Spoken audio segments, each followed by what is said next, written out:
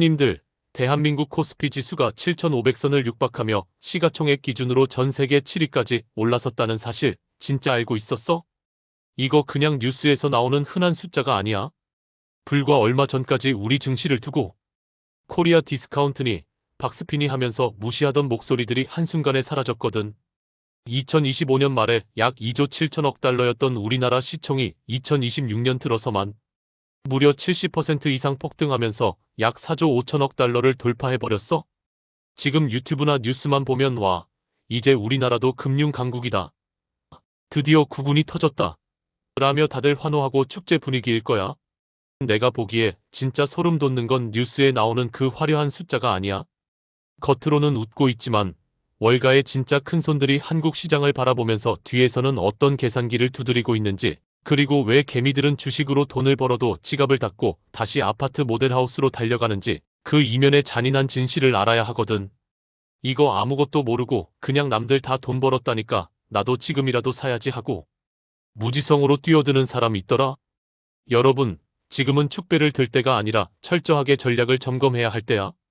그래서 오늘은 내가 밤새도록 분석한 2026년 핵심 전략 보고서를 바탕으로 대한민국 증시의 위상이 어떻게 바뀌었는지부터, 왜 내 주식은 올라도 내 주머니는 허전한지, 그 자산 효과의 한계와 우리가 반드시 대비해야 할 리스크 시나리오까지 아주 디테일하게 싹 다 털어왔어. 특히 경제에 이제 막 관심을 갖기 시작한 초보자분들이라면 오늘 이 영상이 여러분의 자산을 지켜줄 유일한 백신이 될 거야. 지금 시장은 엄청난 기회인 동시에 누군가에겐 거대한 함정이 될 수도 있거든.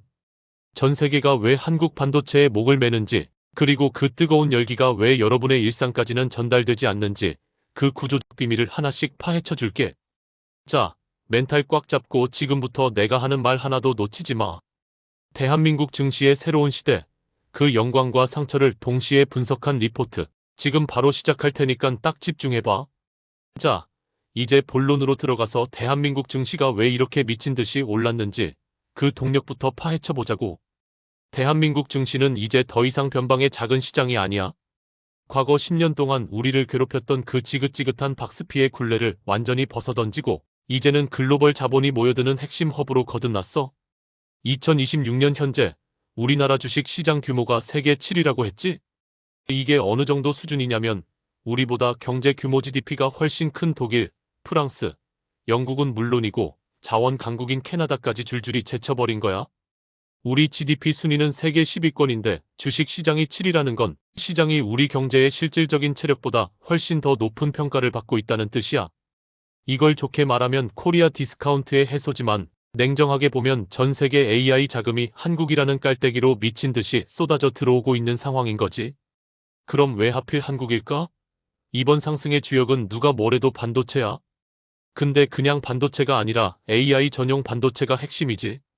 여기서 내가 아주 쉬운 비유 하나 들어볼게. 19세기 미국에서 금광을 캐러 사람들이 몰려갔던 골드러시 알지? 그때 금을 캐서 진짜 부자가 된 사람은 생각보다 많지 않아.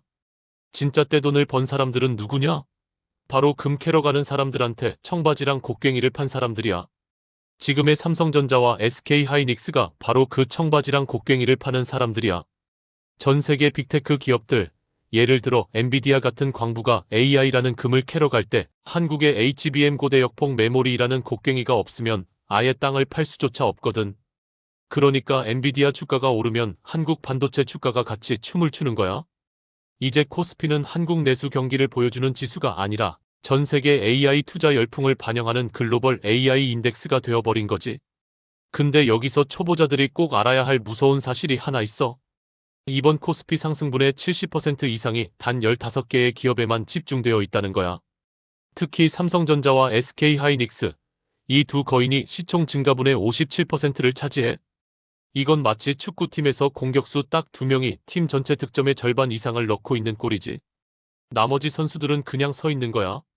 그래서 코스피는 7,500인데 내 종목은 왜 이래? 라는 말이 나오는 거야.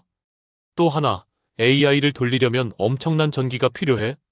지금 상황을 비유하자면 엔진은 페라리인데 연료 공급 호스가 빨대만 해서 기름이 찔끔찔끔 들어가는 상황이야. 엔진 AI 반도체는 너무 좋은데 이걸 돌릴 에너지 전력망가 부족한 거지. 그래서 이 병목 현상을 해결해줄 변압기, 전선, 원전 관련 기업들까지 덩달아 몸값이 뛰고 있는 거야.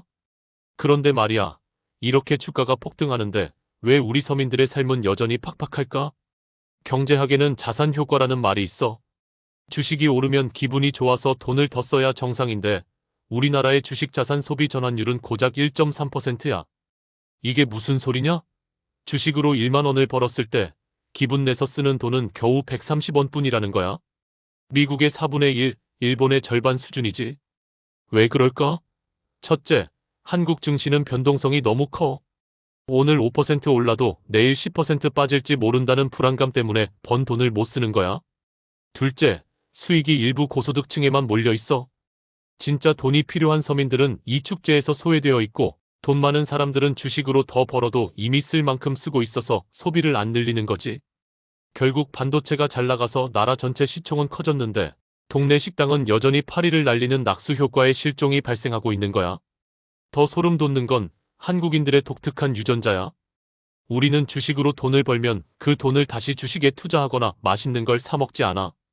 대신 그 돈을 종잣돈 삼아 기어이 부동산으로 가져가려고 해. 주식 수익은 언제든 사라질 수 있는 사이버 머니라고 생각하지만 아파트는 진짜 내 재산이라고 믿거든. 주식 시장이 결국 부동산으로 가기 위한 임시 정거장 역할밖에 못하고 있다는 이 슬픈 현실. 이게 바로 7500 시대에 가려진 민낯이야.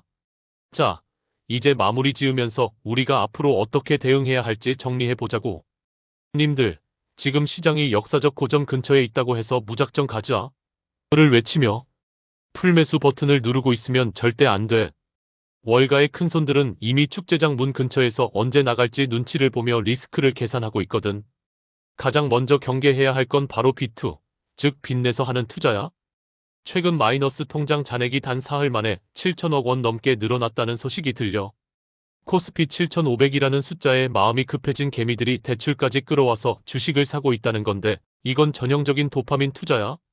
시장의 변동성이 조금만 생겨도 이 부채들은 도미노처럼 무너지며 시장을 박살내는 폭탄이 될 수 있어.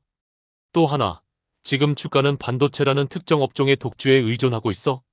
실적과 상관없이 분위기에 취해 오르는 종목들이 너무 많다는 뜻이지. 실제 이익 성장보다 주가 상승이 너무 빠르다. 이건 누군가 마지막에 폭탄 돌리기를 하고 있을 가능성이 커. 특히 우리나라는 외국인 자금 의존도가 높아서 미국의 인플레이션이나 금리 정책 하나에 시장 전체가 휘청거릴 수 있어. 그래서 우리는 경제인답게 시나리오별로 움직여야 해. 첫째, 환율이 1450원 이하로 안정되고 외국인이 계속 사들인다면 이때는 철저하게 실적이 확인되는 AI 주도주와 전력망 관련주에 집중하면 돼. 둘째, 만약 환율이 1480원을 돌파하고 국제 정세가 불안해진다? 그럼 미련 없이 수익을 실현하고 현금 비중을 50% 이상으로 높여야 해.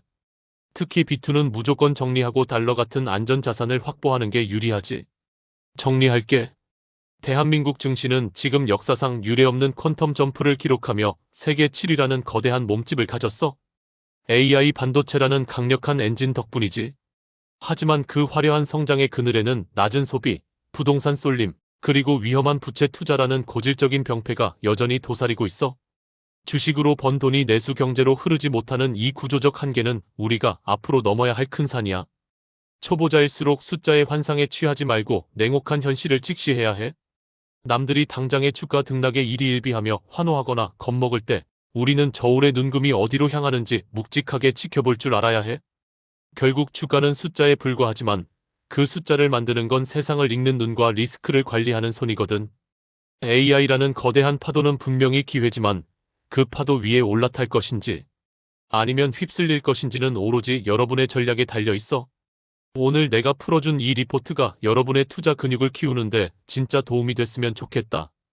오늘 이야기 진짜 도움됐다 싶으면 좋아요 한 번씩 시원하게 꼭 눌러주고 우리 구독자들만큼은 정보의 비대칭 속에서 당하지 않고 진짜 돈의 흐름을 읽는 스마트한 경제인이 됐으면 좋겠어. 앞으로도 도움되는 정보 하나도 빠짐없이 매일 전부 다 알려줄 거니까 구독이랑 알림 설정 꼭 해두고 우리 진짜 다 같이